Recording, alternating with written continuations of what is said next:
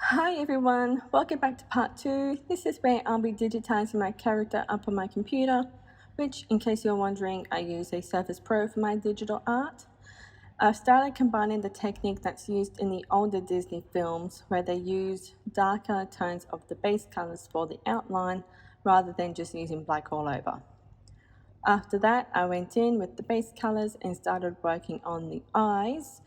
The main thing I always do is work in layers. Next thing I did was shading her skin and clothes.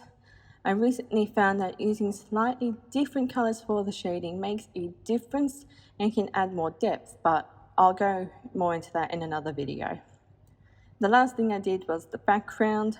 I don't always do the background right after finishing a character, but I had an idea fresh in my mind and I just went with it.